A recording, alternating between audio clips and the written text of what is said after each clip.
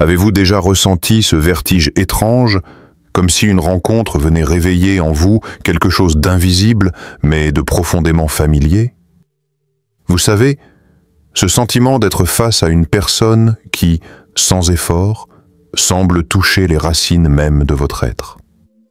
Carl Jung, ce maître de la psyché humaine, nous rappelait que l'amour véritable n'est pas une simple attirance passagère, mais une force archétypale, une énergie spirituelle qui transforme radicalement celui qui l'accueille.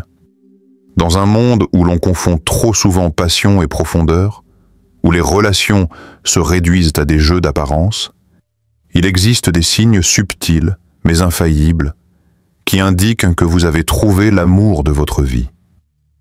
Ces signes ne sont pas des illusions romantiques. Ils proviennent des couches les plus anciennes de l'inconscient collectif, là où se logent nos archétypes, nos ombres et notre mythe personnel. Aujourd'hui, je vais vous révéler ces 5 signes. 5 révélations capables de bouleverser votre vision de l'amour et peut-être de réorienter votre destinée. Préparez-vous, car ce voyage n'est pas une simple exploration des émotions.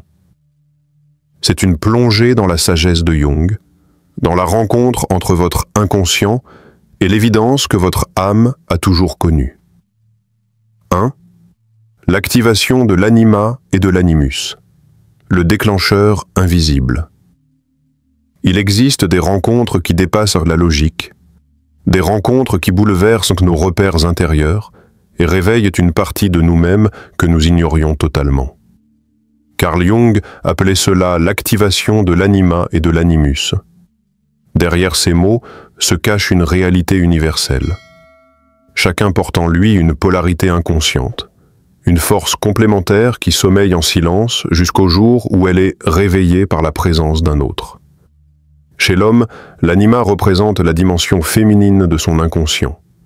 Sensibilité, intuition, profondeur émotionnelle. Chez la femme, l'animus incarne l'énergie masculine cachée. Force, affirmation, courage intérieur. Ces dimensions ne sont pas des concepts abstraits, mais des forces réelles qui orientent nos choix, nos désirs et même notre perception de l'amour. Pourtant, elles restent invisibles tant qu'elles ne sont pas activées. Lorsque l'amour de votre vie surgit, il ne s'agit pas d'une attirance superficielle ou d'un simple jeu de compatibilité. C'est un choc intérieur. C'est comme si une clé invisible venait ouvrir une porte restée fermée depuis toujours. Soudain, des facettes entières de votre personnalité se révèlent.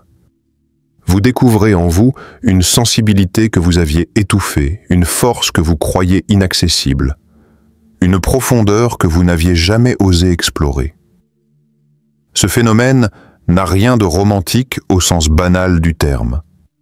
Il peut même être troublant, parfois inconfortable, car ce que vous ressentez n'est pas seulement de l'attirance. C'est une réorganisation intérieure. C'est votre psyché qui se réajuste, qui tente d'intégrer cette nouvelle énergie venue de l'extérieur. Jung appelait cela une constellation, un bouleversement où vos certitudes se fissurent pour laisser place à quelque chose de plus grand que vous. Beaucoup, face à cette intensité, prennent peur et fuient. Pourtant, ce signe est l'un des plus clairs. Car l'amour de votre vie ne se contente pas de flatter vos désirs, il active vos profondeurs.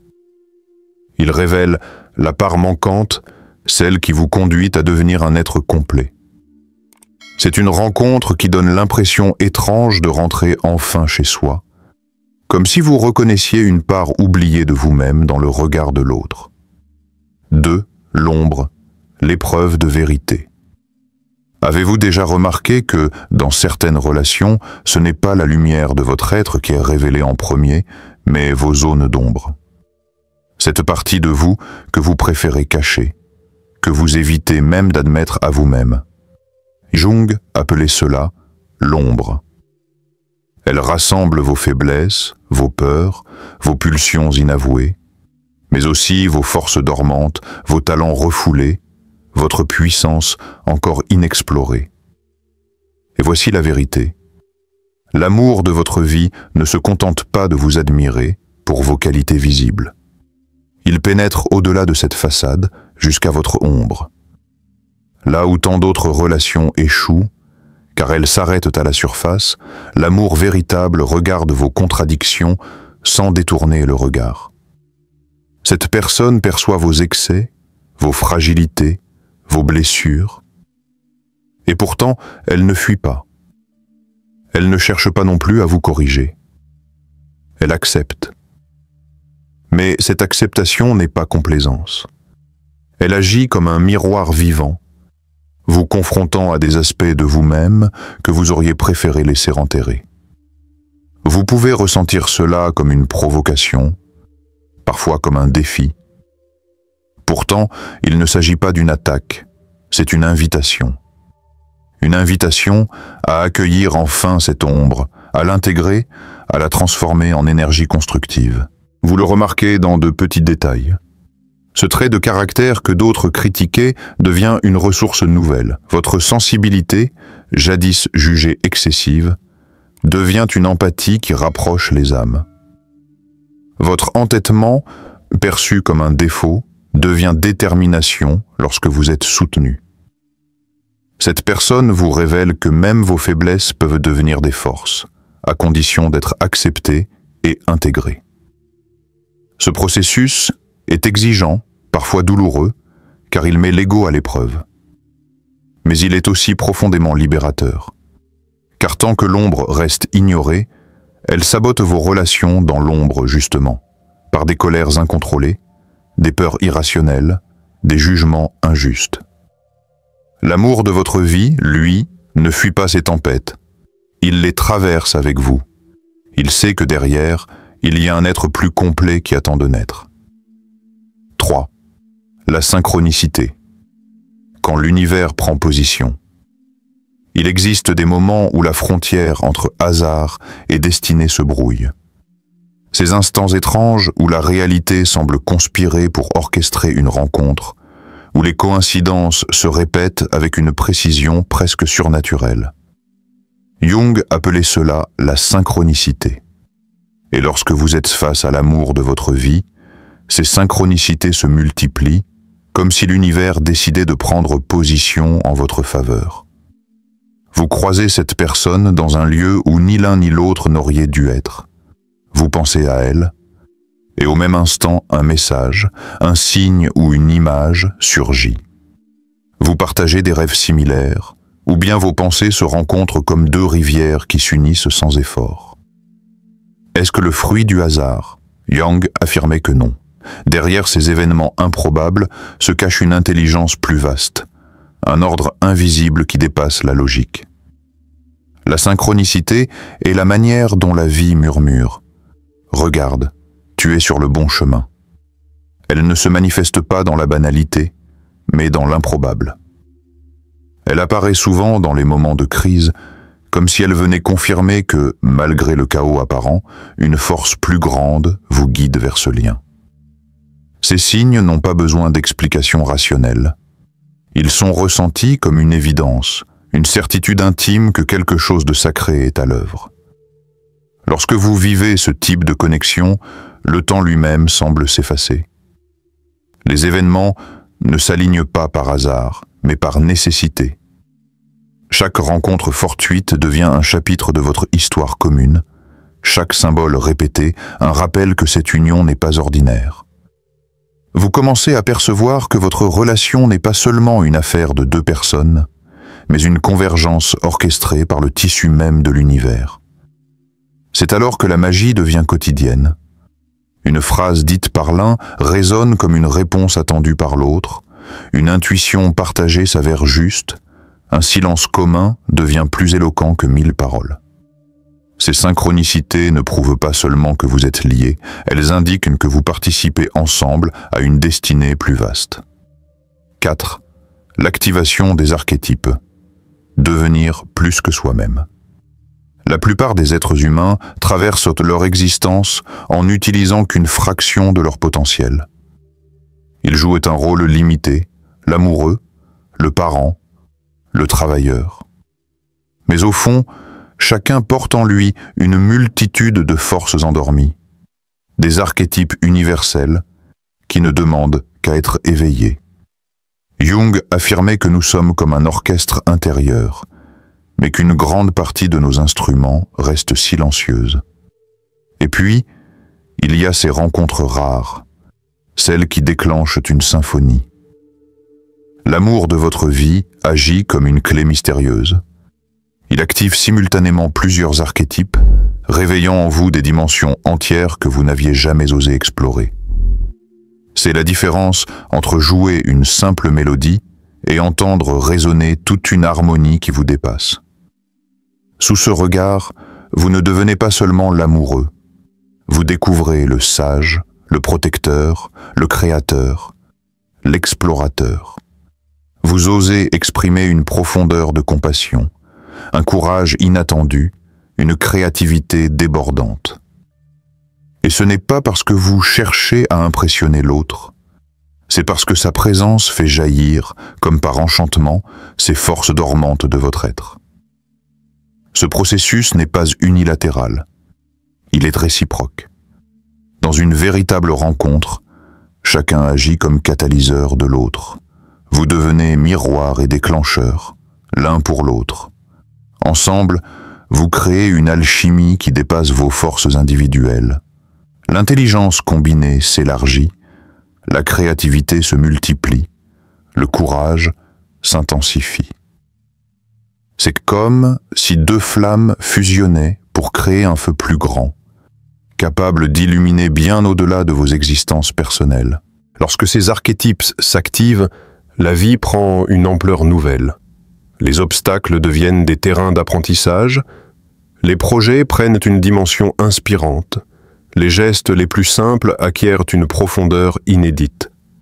Vous sentez que vous n'êtes plus seul à porter vos fardeaux, une force commune vous soutient, vous propulse, vous transforme.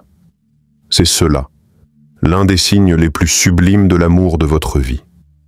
Non seulement vous vous sentez plus complet, mais vous devenez littéralement plus grand que vous-même. Vous accédez à des versions de votre être que vous n'auriez jamais pu incarner seul. 5.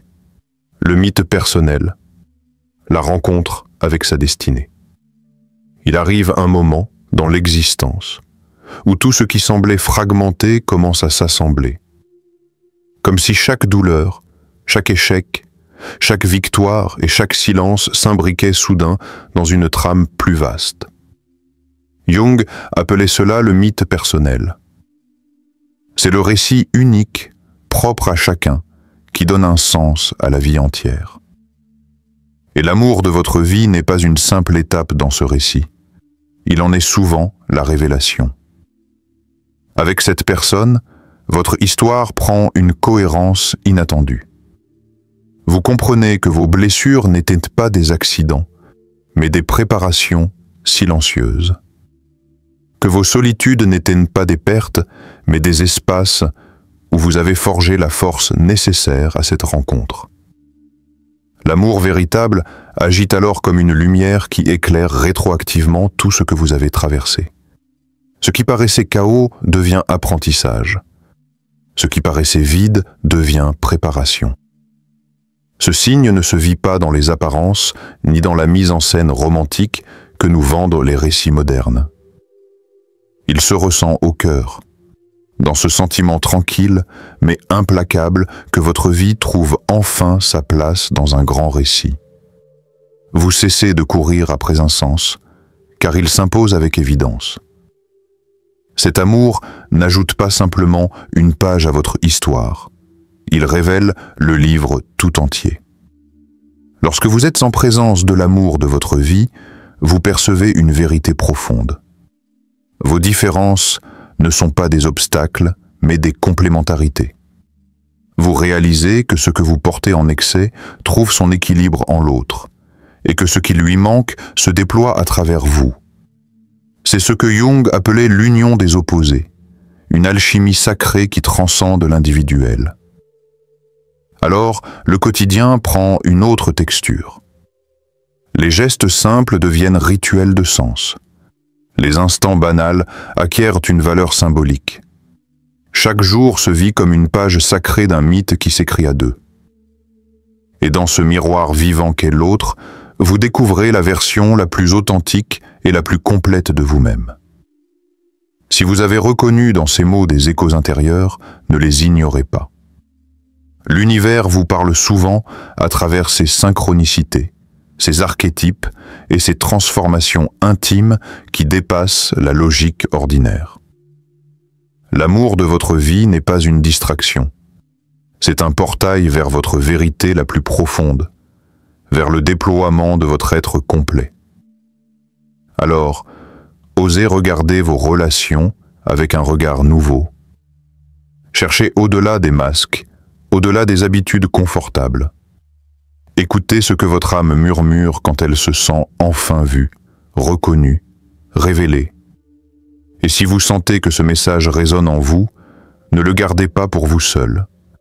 Partagez-le, car chacun mérite d'apprendre à reconnaître l'amour qui transforme une existence entière. L'heure n'est plus à la surface, l'heure est à la profondeur. Et si vous êtes prête à franchir ce seuil, alors je vous invite à entrer avec moi dans ce voyage au cœur des 5 signes que Jung a laissés comme carte spirituelle afin que chacun puisse reconnaître l'amour de sa vie lorsqu'il se présente.